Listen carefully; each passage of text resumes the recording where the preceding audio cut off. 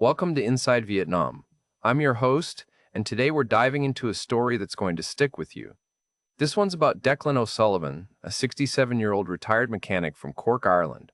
Spent his whole working life under the hood of cars, good with his hands, quiet type. The kind of man who keeps his head down and his thoughts to himself. Declan came to Vietnam in 2024, looking for something he'd convinced himself didn't exist back home anymore. He thought he found it. He thought this time would be different. He had no idea what was coming. What happened next cost him more than money. It cost him the fantasy he'd been building in his head for 40 years. Here's his story, in his own words. My name's Declan O'Sullivan, and I need to tell you about the year 1981 because that's when my life stopped moving forward, even though I kept showing up for it.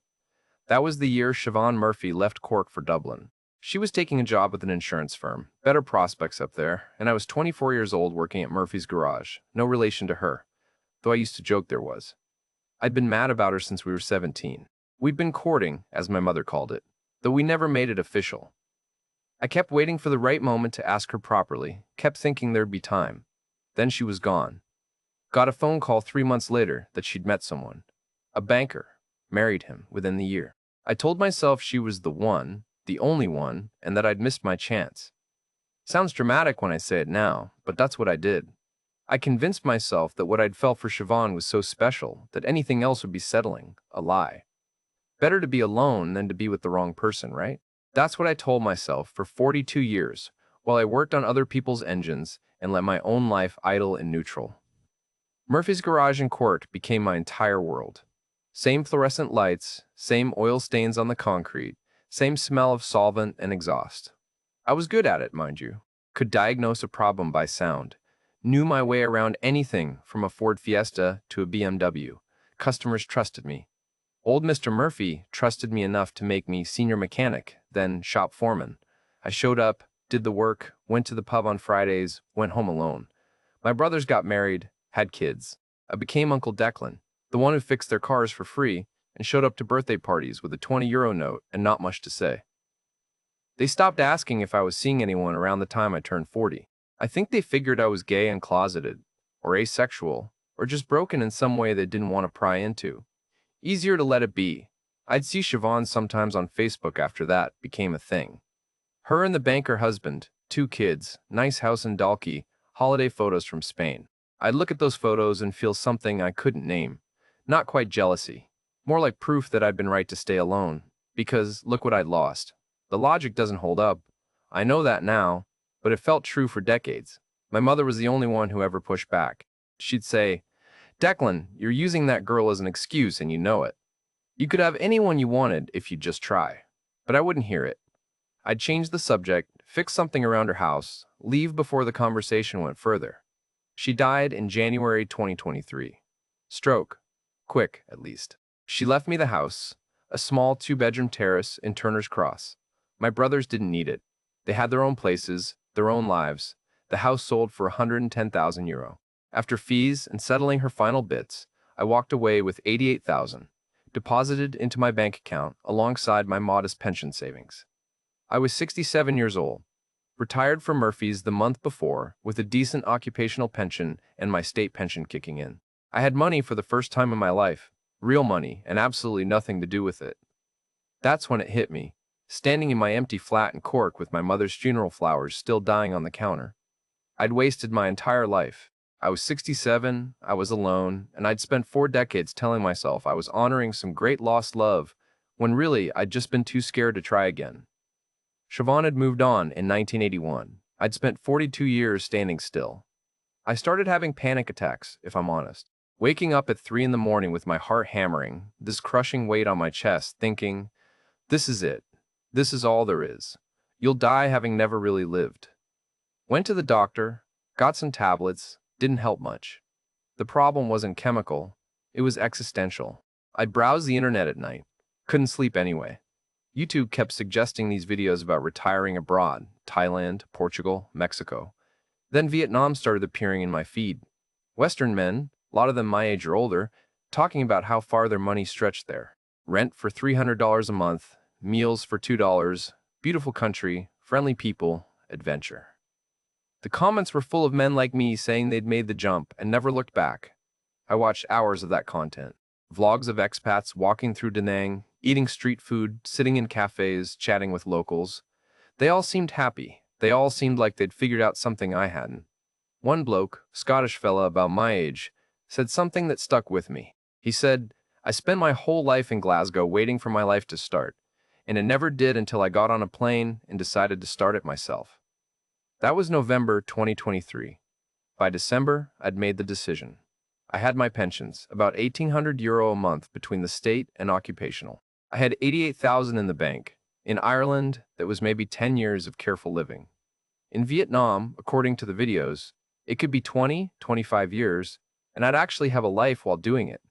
My brothers thought I'd lost my mind. "Declan, you don't speak Vietnamese. You've never been to Asia. What if you get sick? What if you get scammed? What about your friends here?" I told them I didn't really have friends here, not close ones. I had regulars at the pub who knew my face and my drink order.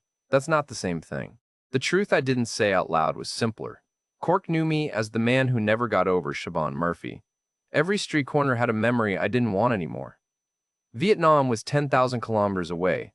Nobody there would know me as that sad bastard who'd wasted his life. I could be someone new. I could finally try. I booked the ticket in January 2024. One way to Da Nang. Visa on arrival, 90 days to start. I could always extend or leave if it didn't work out. Packed 2 suitcases of clothes, some tools, my laptop. Left the furniture for my brother to sort. Said my goodbyes at the pub, awkward hugs, promises to stay in touch. The flight left Shannon Airport on March 5th, 2024. I was 67 years old and more terrified than I'd been since I was a child. But also something else.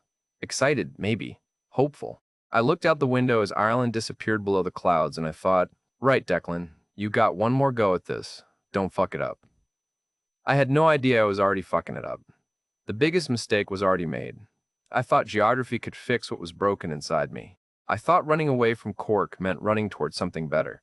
Turns out you can't outrun yourself. But I'd have to learn that the hard way. The plane landed in Da Nang around 1:30 in the afternoon on March 6th, after what felt like 3 days of connections through Dubai and Bangkok. The heat hit me the second I stepped off the air bridge. Proper heat, the kind that makes your shirt stick to your back instantly. March in Cork, you'd still have your jacket on. Here, it was 32 degrees and humid enough to swim through. Visa on arrival was grand, though the form was in Vietnamese and English, and I wasn't sure I'd filled it right. The immigration officer looked at my passport, looked at me, stamped it without a word. "Welcome to Vietnam, 90 days. I collected my bags and walked out into the arrivals hall, where dozens of taxi drivers held up signs with names I couldn't pronounce. I'd arranged accommodation through Booking.com, a studio apartment in An Thuong area. The taxi driver spoke no English, but I showed him the address on my phone and he nodded, loaded my bags. The drive from the airport was pure chaos. Motorbikes everywhere, hundreds of them, weaving between cars, families of 4 on a single bike, women in conical hats, nobody wearing helmets. I gripped the door handle and tried not to look terrified. The apartment was on the 4th floor of a narrow building, no lift. The landlady, Mrs. Hoa, was waiting.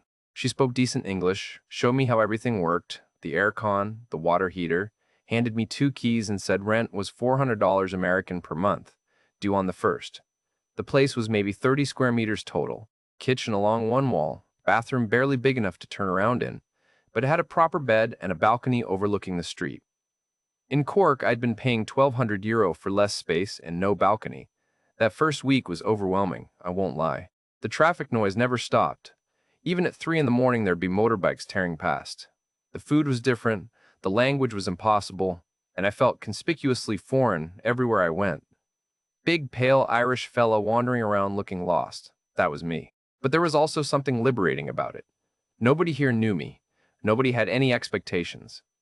I started establishing a routine because that's what you do when you're adrift. Mornings I'd walk, trying to get my bearings. Da Nang's not huge, but it sprawls along the coast, and the street names were all numbers and Vietnamese words I couldn't get my tongue around. I found a small gym near my apartment, mostly locals, and signed up for a month. Figured I should keep moving, keep healthy, make the most of this. Around day 5, I discovered a cafe about 10 minutes walk from my place, near the Dragon Bridge. You couldn't miss the bridge, massive thing shaped like a dragon that breathed fire on weekend nights, very popular with tourists. The cafe was called Café Hoa Mai, tucked down a side street, small place with maybe 8 tables. The coffee was different than home, much stronger, served in a tiny cup with condensed milk, but it was good. Strong enough to wake the dead. And cheap, 30,000 dong, bit over €1. I started going there most mornings. I'd sit outside, watch the city wake up, try to pick up patterns in the chaos. The woman running the place was maybe 60, didn't speak English, but she'd smile when I came in, and after a few days she'd just bring me the coffee without me having to mime what I wanted. Small victories. By the end of week 2, I was starting to feel less like I'd made a terrible mistake.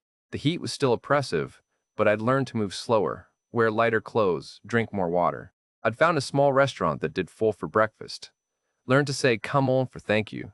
Even though I said it wrong every time, discovered you could get a haircut for 50,000 dong, and they'd spend 20 minutes on it. The money went further than I'd imagined. I was spending maybe €20 a day total, and living better than I had in Cork. It was around week 3 when I first noticed her. I'd been going to Café Hoamai every morning by then, creature of habit, and there was this younger woman who worked part-time there. She'd be serving tables, cleaning up, but during quiet periods she'd sit at one of the tables with English textbooks spread out, studying. She looked about late 30s, slim, pretty, in a quiet way. Kept her hair tied back. Always polite, but not overly chatty with customers. One morning, must have been late March, the place was empty except for me and her.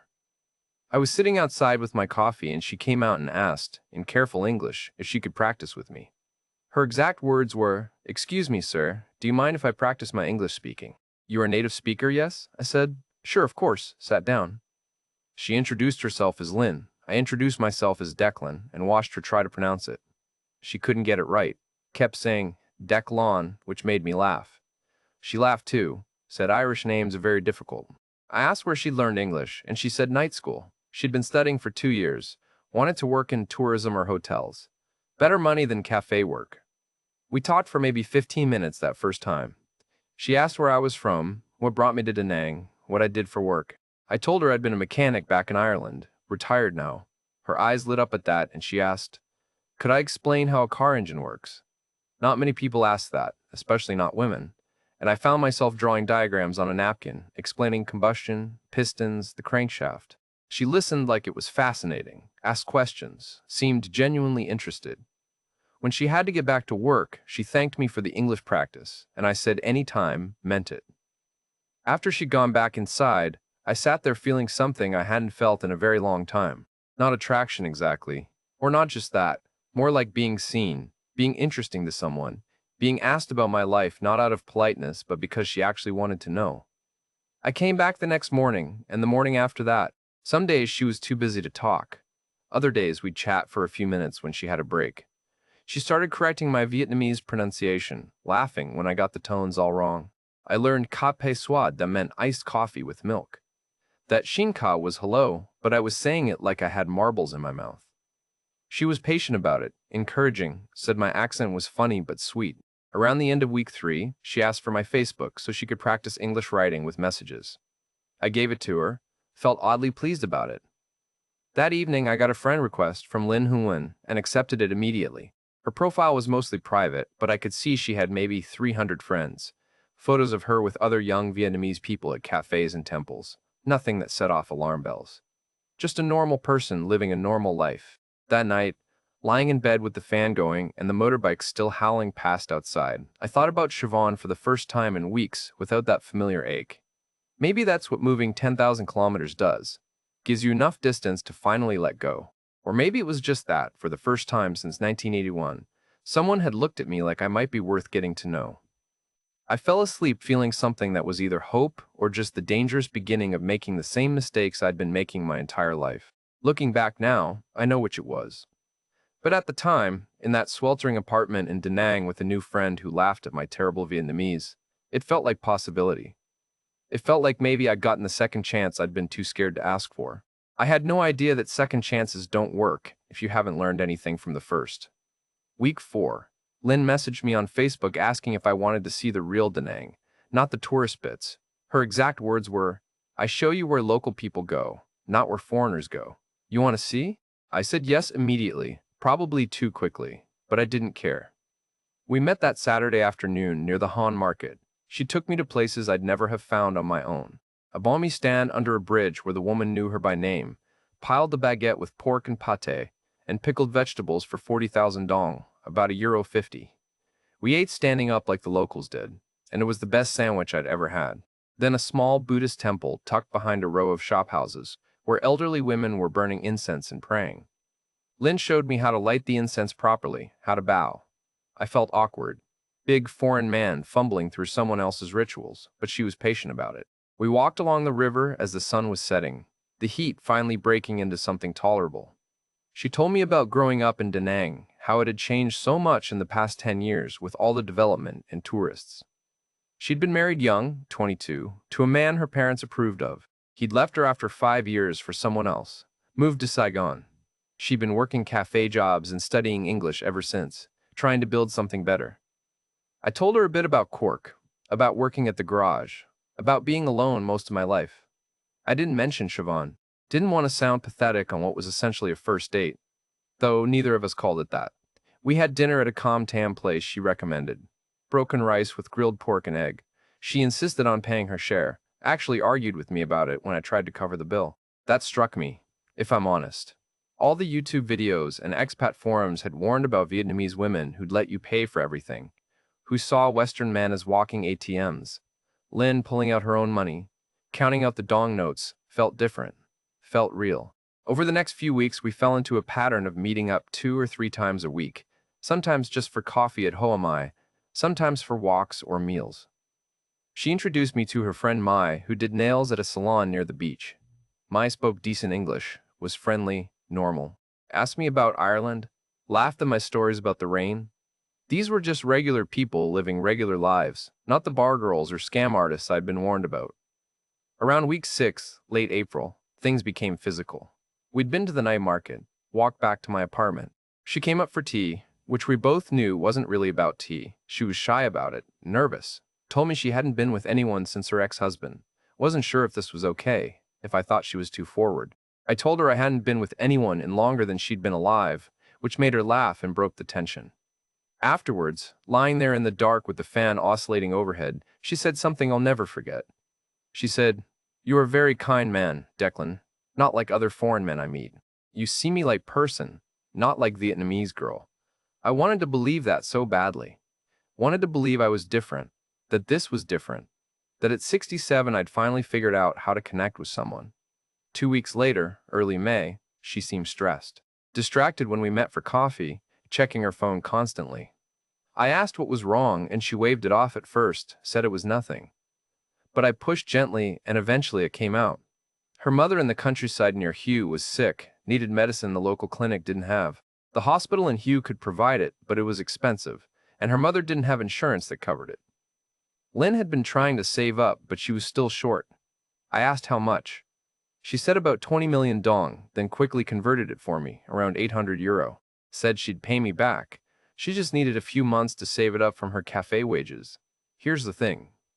I didn't think about it as a red flag. I thought about my own mother, about what I'd have done if she needed medicine, and I couldn't afford it. I thought about how Lynn had been nothing but genuine with me for 6 weeks, how she'd paid for her own meals, how she'd introduced me to her friends.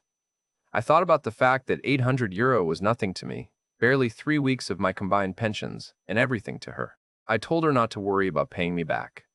"Just take care of your mother," she cried, proper tears, said I was too kind, she didn't deserve this. I felt like a good person, maybe for the first time in my life. This wasn't some scam, this was what relationships look like when you actually tried. You helped the people you cared about. The following week, she took me to meet her mother. We hired a car, drove about 2 hours north toward Hue, turned off into the countryside down increasingly rough roads, until we arrived at a small village. Her mother's house was tiny, concrete walls, tin roof, basic but clean. The mother was maybe 60, thin, looked genuinely unwell. She spoke no English but greeted me warmly, insisted on making tea and feeding me even though Lynn said she shouldn't exert herself. Through Lynn's translation, the mother thanked me profusely for helping with the medicine, said I was a good man, that her daughter was lucky to have me. Lynn showed me around the village, introduced me to neighbors who smiled and waved. It all felt authentic, real.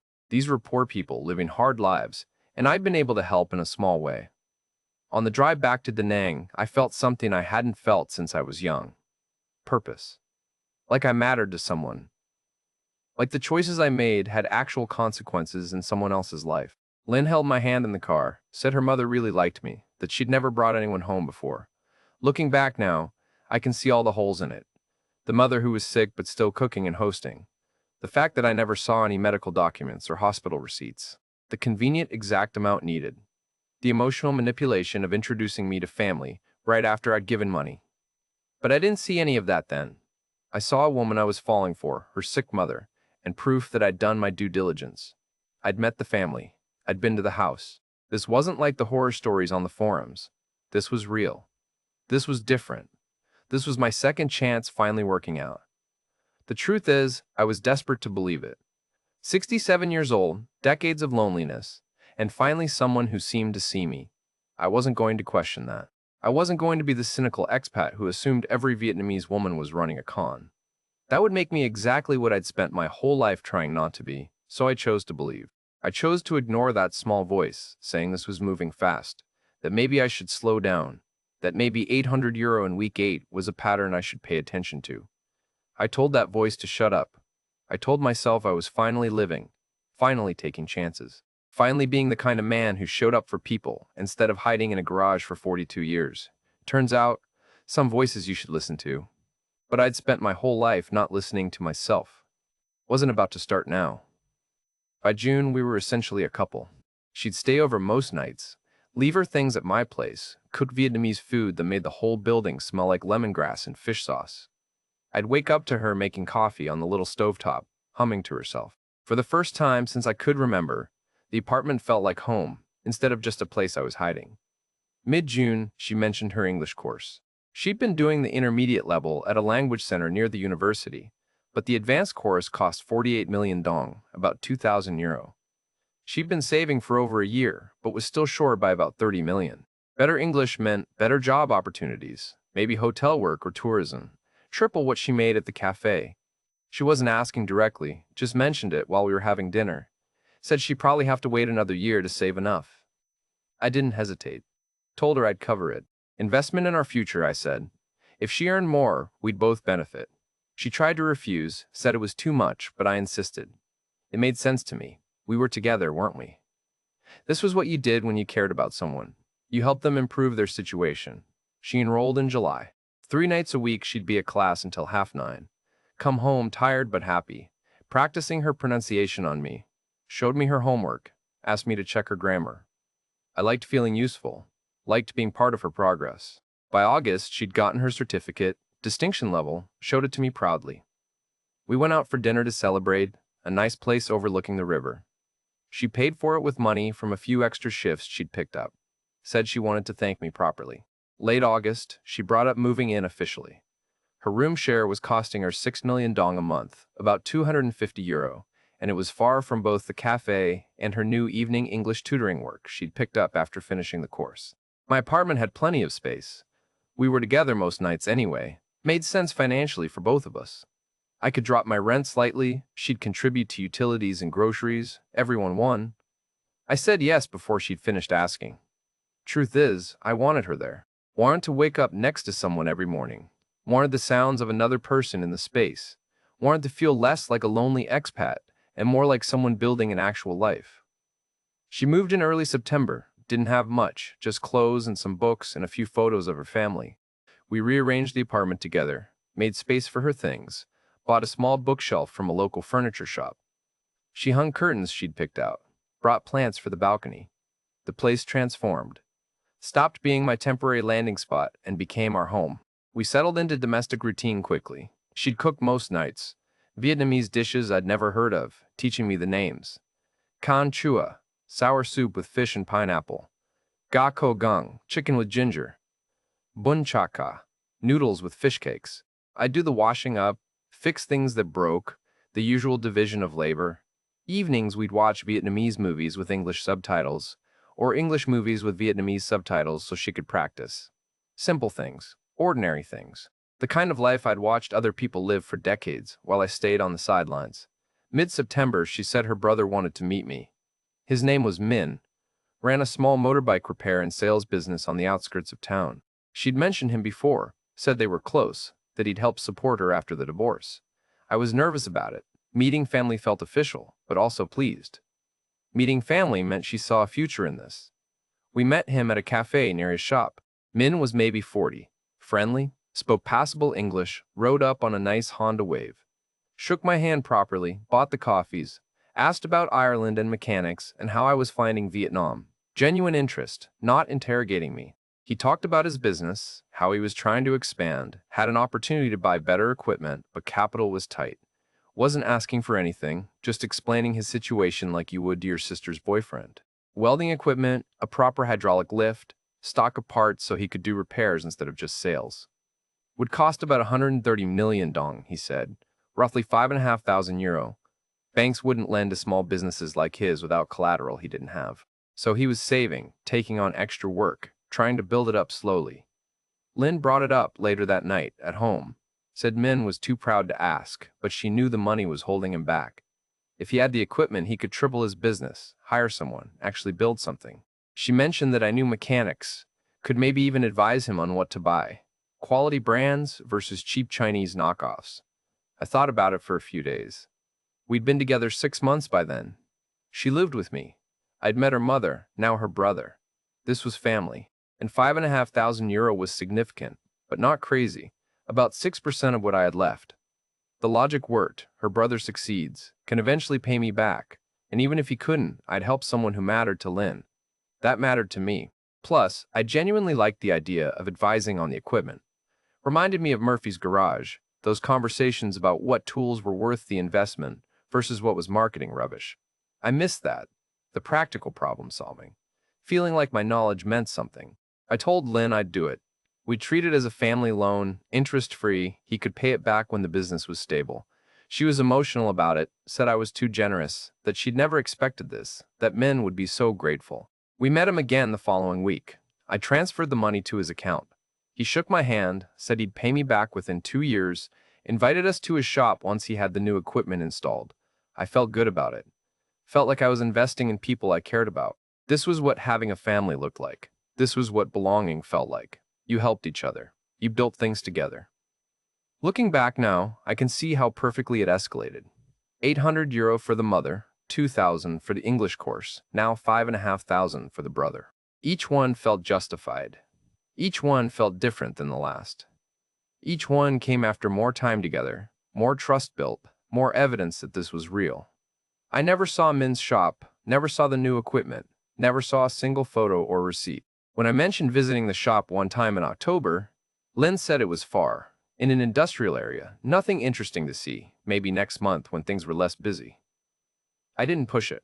Didn't want to seem like I was checking up on them. Didn't want to be the suspicious foreigner who couldn't trust the people he claimed to care about. My bank balance was sitting at about 75,000 euro by November. I'd arrived with 88,000. In 8 months, I'd spent or given away 13,000. That should have alarmed me. Should have made me sit down and do proper math about how long my money would last at this rate. But I didn't. I told myself the spending would level off now. The big asks were done. Now we'd just live normally, 2 people building a life together, keeping costs low, making it work. I was wrong about that too, but I wouldn't find out until December, and by then it would be too late to do anything but watch it all fall apart. October marked 8 months together. Should have been settling into comfortable routine, but Lynn seemed increasingly stressed. The cafe had cut her hours, down from 4 shifts to 2 per week. The English certificate hadn't led to hotel work like she'd hoped. Competition was fierce. They wanted younger staff with better computer skills, experience she didn't have. Money was tight, she said. I told her not to worry. I could cover more of the expenses, but that seemed to make her feel worse. She didn't want to be dependent, she said. Wanted to contribute, to build something of her own. Late October, she mentioned her cousin, Anne. They'd been close growing up. Anne had moved to Da Nang a few years back, worked in hospitality, managed a small cafe near the university. They'd been talking about opening their own place, something small but theirs. No boss cutting hours, no struggling for shifts. Their own business, their own future. I didn't think much of it at first. Just talk, dreams. The kind of thing people discuss over coffee. But through November, it kept coming up. Anne had found a location, a small shop front in an emerging neighborhood near Thuong. The area was gentrifying. A lot of young Vietnamese professionals moving in, needed good coffee shops. Anne had done the math, knew the suppliers, had a business plan. What they didn't have was capital. Lynn showed me the location one afternoon in mid-November. We rode past it on her motorbike, a narrow storefront between a nail salon and a phone repair shop, maybe 20 square meters total. Empty, a bit run down, but good bones. Good foot traffic. Anne had negotiated with the landlord. Could get a 3-year lease if they could put down 6 months deposit plus first month rent. Then equipment, inventory, licenses, permits, getting everything set up properly. The total came to 360 million dong, about 15,000 euro. She didn't ask directly, just laid it out over several conversations. This could be their future. Anne would manage day-to-day operations, Lynn would work there full-time, proper wages instead of scraping by on cafe shifts. They'd split profits. If I wanted, I could be a silent partner, not involved in running it, but sharing in the returns. Passive income that could stretch my pension further, give us both more security. I thought about it seriously. By November, my savings were down to about 75,000. I'd been in Vietnam 8 months, spent 13,000 between living expenses and the money I'd given Lynn's family. At this rate, I'd run through everything in maybe 6 years, not the 20 I'd planned for. I needed my money to start working for me instead of just draining away. 15,000 was significant, 20% of what I had left. But coffee shops in Vietnam seemed to print money. I'd seen them everywhere, always packed. If it worked, if they pulled even modest profits, I could be looking at a few €100 a month return. That was the difference between scraping by and living comfortably. Plus it gave Lynn purpose, stability. She'd been getting quietly depressed about the lack of job prospects, the uncertainty. This solved that. And it kept her busy, kept her building something, instead of just waiting around my apartment for her life to improve. Early December, I met Cousin Anne for the first time. We met at a cafe near the proposed location. Anne was, maybe 35, professional, spoke good English, had worked in hospitality for a decade. She showed me a folder with the business plan, projections, supplier quotes, all in Vietnamese, but she walked me through it. Seemed legitimate. Seemed like someone who knew what she was doing. I asked the questions you're supposed to ask. What's the competition like? How do you differentiate? What if the location doesn't work out? She had answers for everything. Not defensive, just confident. This was her field, she knew it. I made the transfer on December 8th. 360 million dong, 15,000 euro, into Anne's account. Lynn explained the paperwork needed to be in Anne's name for licensing purposes. She had the hospitality background, it made the permits easier. I'd be a silent partner, we'd drop an agreement later, but for now, we needed to move fast before someone else took the location. I trusted this.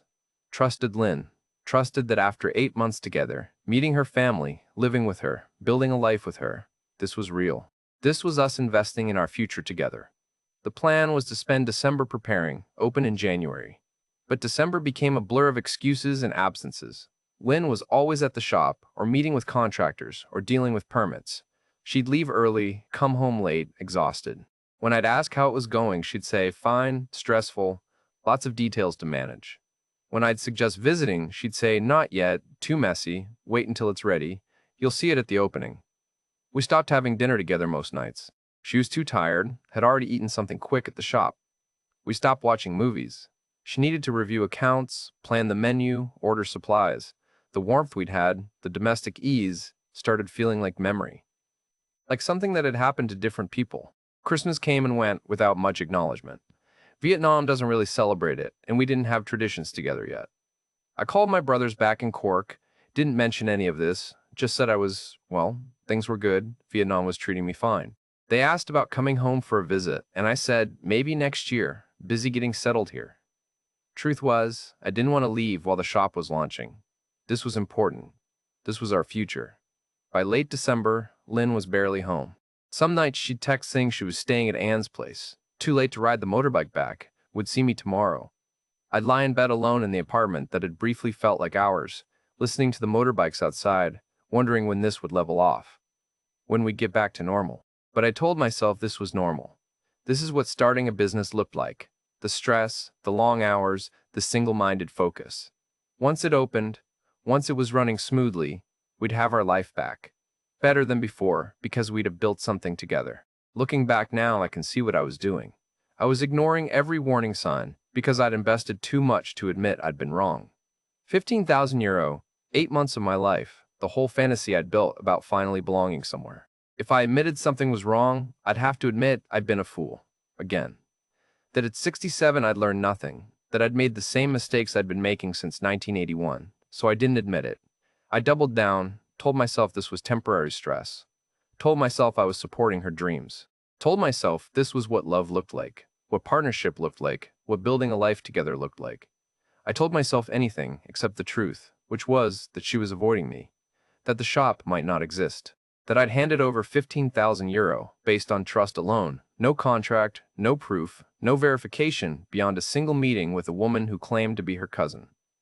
I should have gone to the location myself, should have insisted on seeing the progress, should have asked for receipts, permits, something concrete, but I didn't, because asking would have meant I didn't trust her, and not trusting her would have meant admitting I'd been wrong about everything. So I waited for January, waited for the opening, waited for my life to get back to normal, waited like I'd been waiting my whole life, always hoping the future would fix the present. It wouldn't. But I didn't know that yet. January 2025. New Year, fresh start, except nothing was starting. The shop still hadn't opened. When I'd ask Lynn about it, she'd get vague, irritated even. Permit delays, she'd say. Contractor problems. Vietnam time is different. Things take longer here. You have to be patient. I was trying to be patient. But it was mid-January now, more than a month passed when we'd said it would open, and I still hadn't seen the inside of the place. She was home even less. Some nights she wouldn't come back at all, would text around midnight saying she was staying at Anne's, too much work to do, see me tomorrow. I'd text back asking if everything was okay, and she'd reply with short messages. Yes, fine, just busy. Don't worry. I worry when you ask so much. That last bit stung. Made me feel like I was being the clingy boyfriend, the suspicious foreigner, exactly what I didn't want to be. So I backed off, stopped asking, told myself to trust the process. Early January, I'd mentioned maybe visiting my brothers in Cork that spring, just for a week or two, let them see I was doing well, hadn't completely lost the plot moving to Asia. Lynn's reaction shocked me. Her face went cold, properly angry. You want to leave now, she said, when our business is just starting? When I need you here? You invest money, then you leave, like it means nothing? I tried to explain. I wouldn't go for months, it was just an idea, but she wouldn't hear it. Said I was abandoning her, abandoning us, just like her ex-husband had. That cut deep because I knew that story, knew how much it had hurt her. So I dropped it. Told her, of course, I wouldn't go, I was here, I was committed, we were in this together. But something had shifted. The way she looked at me sometimes, like I was an obligation instead of a partner. The way she'd flinch when I touched her shoulder. We hadn't been intimate since before Christmas. Hadn't had a proper conversation in weeks. We were living in the same apartment but felt like strangers. Then came January 15th. A Facebook message from a bloke named Martin. I'd met him once at an expat pub crawl back in November. Seemed sound. Worked in IT. Lived near Hai Cha district. We weren't mates. Hadn't messaged since. So seeing his name pop up was odd. The message said, Mate, saw your girlfriend at that coffee shop on Nguyen Van Lynn yesterday. Thought you'd want to know it's been open since July. Different owners. Attached were 3 photos. The shop front I recognized, the one Lynn had shown me in November, but it wasn't empty and under construction. It was fully operational. Blue and white signage, tables outside with customers, menu board up, flowers by the door, Vietnamese family running it, older couple and their daughter by the looks of it. I stared at my phone screen. Read the message again. Looked at the photos again. My brain couldn't process it. July. The shop opened in July. 6 months before I'd transferred €15,000. I opened Google Maps, found the address Lynn had shown me. Street view from October showed the shop already open, same signage. I searched the business name, found their Facebook page. Photos going back to their grand opening in July 2024. Customer reviews, menu updates. This was an established business. My hands were shaking. I went to Lynn's Facebook profile, searched for Anne. Cousin Anne, who I'd met once, who'd seemed professional, who I'd transferred 360 million dong to. No photos with Lynn Dong, no tag posts, no mutual friends except the ones I'd been introduced to. I searched through Lynn's entire profile. No mention of a cousin named Anne anywhere before November. I went back further. The brother, Min, searched for him. Nothing. No photos, no tags, no mentions. The man I'd given 130 million dong to in September had no digital connection to Lynn whatsoever, the mother. I tried to remember the address of that village near Hue, pulled up old Google location history from my phone, found the coordinates from that day in May, searched property records online, ran it through Google Translate. The house belonged to a Nguyen Thi Han, age 62. Lynn's surname was Tran. No family connection at all. Everything I thought I'd verified, everyone I'd met, every piece of evidence I'd used to convince myself this was real. It was theater. Carefully staged theater. I'd met the mother once, in her house, eating her food, accepting her gratitude. Paid actress. Had to be. I'd met Min once, at a loud cafe. Barely spoke to him beyond pleasantries. Could have been anyone. I'd met Anne once, in a busy cafe. She'd shown me documents I couldn't read. Could have been anyone showing me anything. The only thing I'd actually verified was that 15,000 euro had left my bank account and gone into someone else's account. Everything else was trust. Everything else was wanting so badly for it to be real that I'd accepted the bare minimum of proof. I sat in the apartment as it got dark outside, motorbikes screaming past, the city carrying on like my world hadn't just tilted sideways. Lynn came home around 9. I was sitting at the small table, laptop open, phone out, evidence spread in front of me like I was diagnosing a broken engine, except the broken thing was my entire life. She saw my face and knew immediately. Stopped in the doorway, keys still in her hand. "What's wrong?" she said, but it wasn't a question. It was resignation. I turned the laptop around, showed her Martin's message, the photos. She didn't even look, just stood there. "This coffee shop," I said, keeping my voice steady, "the one we invested in. It opened in July, 6 months before you asked me for money." She said nothing. "Where's the money, Lynn?" I asked. "Where's the 15,000 euro I gave you in December?" She sat down across from me. Wouldn't meet my eyes. Started to say something about permits, about delays, about needing to find a different location. I cut her off. Showed her the property records for the mother's house. Showed her the lack of any cousin named Anne on her social media. Showed her the absence of any brother named Min. I'd spent the afternoon reverse engineering the entire con, and I laid it out like parts from a disassembled engine. She tried denial first. Said I was paranoid, said foreign men always think the worst of Vietnamese women, said I was just like all the others, couldn't trust, couldn't love properly. That almost worked, almost made me doubt myself, but I'd learned to diagnose problems by sound over 42 years. I knew when something was fundamentally broken. I asked her directly. Her exact words were, "Is any of this real? Are you who you said you are?" She went quiet for a long time. Then she said, "You gave freely. I never forced you. This is true, yes?" That's when I knew. That's when the last piece of hope died. Because she was right. I'd given freely. She'd never put a gun to my head. She'd just made herself into exactly what I needed her to be, and I'd paid for the privilege of believing it. The details came out over the next hour. The mother was her aunt, from her father's side. She paid her 2 million dong, about 80 euro, to play the role for an afternoon. Min was a friend from Hanoi. They'd split the 5,500 I'd given him, 2/3 to him for showing up, 1/3 to her. The 15,000 for the coffee shop went to her actual boyfriend in Hanoi. His family was opening a restaurant. They needed capital. She'd been working 2 jobs the whole time we were together, sending money north, building a future with him, while I thought we were building one together. Anne didn't exist. I met a woman at a cafe, looked at papers I couldn't read, transferred money to an account. That woman could have been anyone, probably was someone's cousin, just not Lynn's. "Why me?" I asked. "Of all the foreign men in Da Nang, why me?" She shrugged. Said I seemed lonely.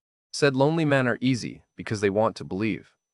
Said I was kind, that made it easier, she didn't have to pretend as much. Said most of it was true anyway, she did study English, she was divorced, she did work at Hoa Mai, just not for the reasons I thought. I asked if any of it was real. The first month, those conversations about engines, learning Vietnamese, walking by the river. She said yes at first.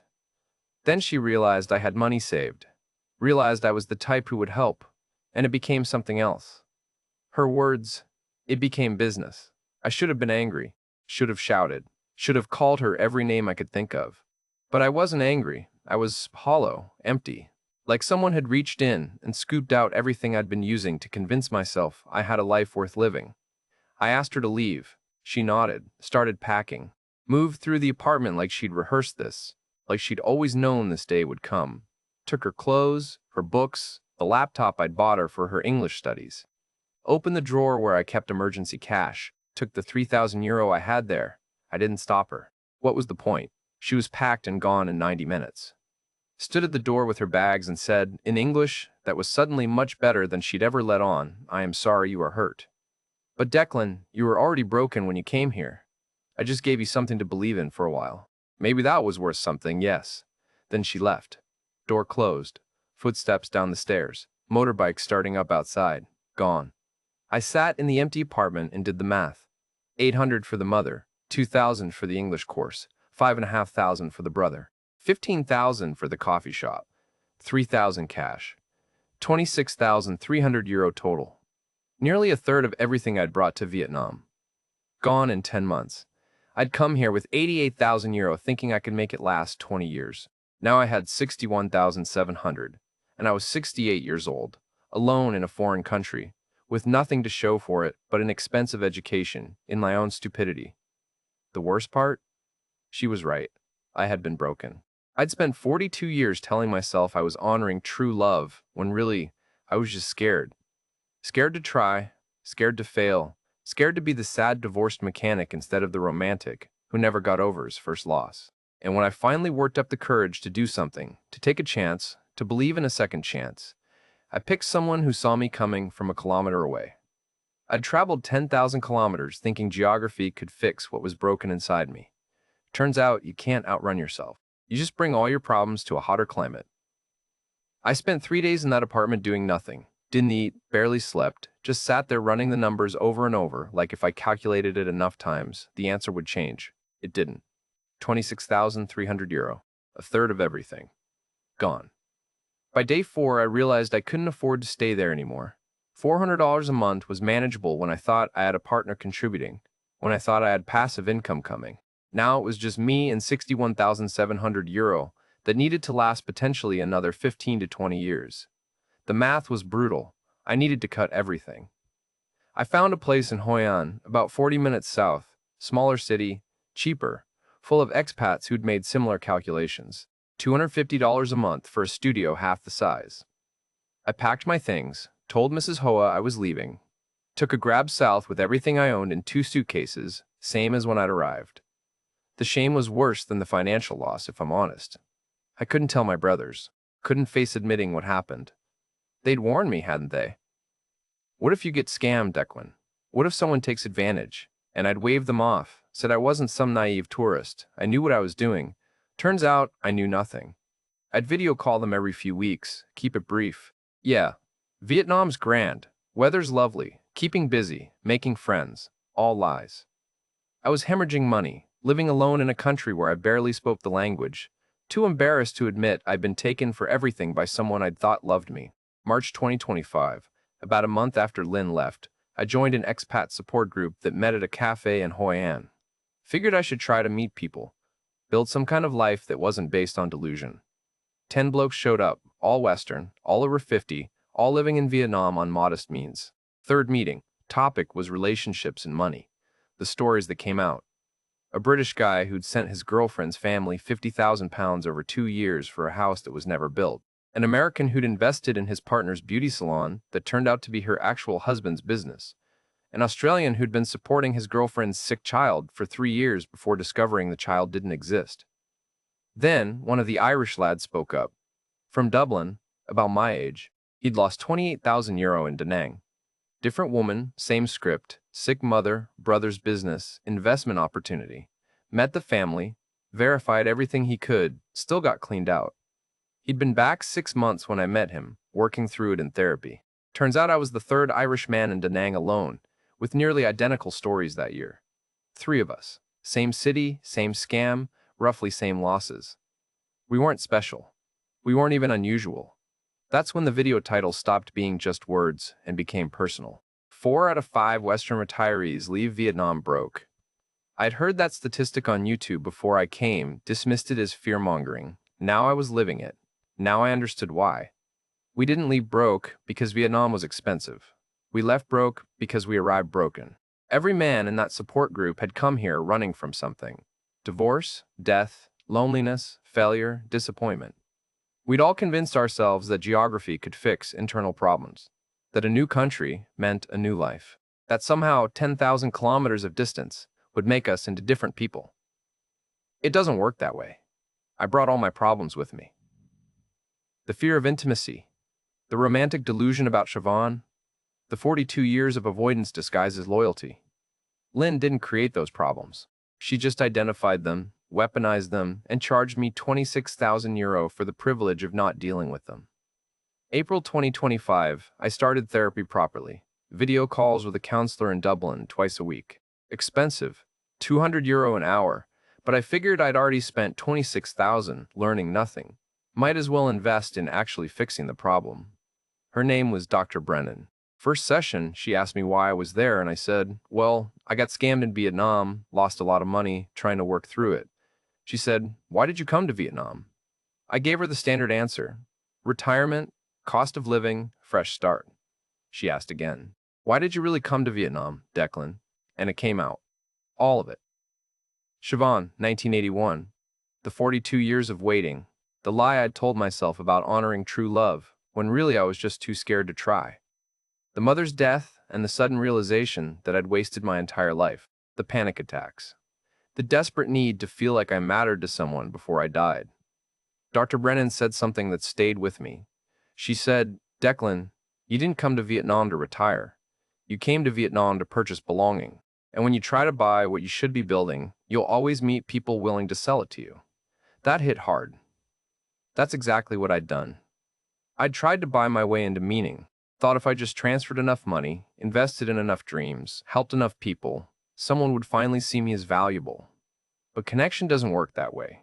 You can't purchase intimacy. You can't outsource the work of building genuine relationships. The thing about Lynn was, she wasn't evil. She was just practical. She saw a lonely foreign man with money, did the math, and made a business decision. In Vietnam, family sends money home. That's normal, expected, honorable even. She was sending money to her actual boyfriend's family in Hanoi. From her perspective, she was doing what we're supposed to do. The fact that I was funding it instead of being the actual partner was just a detail. I'm not excusing what she did. The lying, the theater, the sick mother act, that was manipulation, plain and simple. But I'm also not going to pretend I was a pure victim. I made myself easy to exploit. I ignored every warning sign because I wanted to believe. I handed over money without contracts, without verification, without even basic due diligence, because asking for proof would have meant admitting I didn't trust her, and not trusting her would have shattered the fantasy I needed to believe in.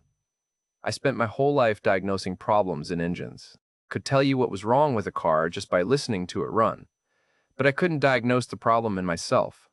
The fear, the avoidance, the romantic delusion I'd built around one woman in 1981 to protect myself from ever being vulnerable again.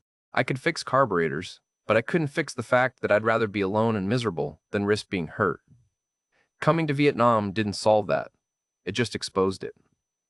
Put it under a spotlight and charged me €26,000 for the view. Now it's February 2026. I've been in Vietnam almost 2 years. I'm 68 years old. I have about €58,000 left after living expenses and therapy. My pensions cover my basic costs, so if I'm careful, if I don't touch savings except for emergencies, I can make it work. Maybe not 20 years like I planned, but 10, 12 if I'm lucky and healthy. I still live in Hoi An, still go to the support group, still do therapy every week. Some days are better than others. Some days I wake up and the weight of what happened, what I lost, what I'll never get back, it's crushing. Other days I can get through without thinking about Lynn at all. The hardest part isn't the money. It's accepting that I traveled 10,000 kilometers and still brought myself along. That Vietnam wasn't the problem and Cork wasn't the problem. The problem was me. The problem has always been me, and no amount of geographic distance changes that. But I'm learning. Finally, at 68, I'm learning. You can't outrun yourself. You can't buy your way into meaning. And second chances only work if you've actually learned something from the first chance you wasted. I'm still in Vietnam, still alone. But at least now I'm honest about why. I'm here because I'm working on myself. Finally, 4 decades too late. I'm here because running again would just be the same mistake in a different location. I'm here because I've got nowhere else to go and nothing left to prove. And maybe that's okay. Maybe that's enough. Just being honest, doing the work, accepting that some lessons cost more than you can afford, but you pay anyway because the alternative is learning nothing at all. That's my story. That's what happened when I came to Vietnam looking for a second chance at 67. I lost a third of everything I had, but I learned something I should have learned at 24. Better late than never, I suppose. Though I'd have preferred to learn it for less than 26,000 euro. So that's Declan's story. And here's what I want you to understand. This isn't unique. This isn't even unusual. In the 2 years I've been running inside Vietnam, I've heard dozens of variations on this exact story. Different names, different cities, different amounts, but the same core pattern. Lonely Western men arrive in Vietnam seeking external solutions to internal problems, meet someone who seems to offer exactly what they need, and slowly, methodically, get cleaned out. The statistics in the title are real. 4 out of 5 Western retirees do leave Vietnam financially worse off than when they arrived. Not because Vietnam is expensive, not because the people are predatory, but because we arrived broken, and broken people make terrible financial decisions when someone offers them hope. If you're watching this and considering retirement abroad, please, I'm begging you, do the work first. Go to therapy, process your divorce, your grief, your loneliness, whatever it is that's actually driving the decision. Because if you think geography can cure loneliness, you're going to meet people who will happily charge you to learn otherwise. Vietnam is a beautiful country. The people are genuinely warm and welcoming. The cost of living really is lower.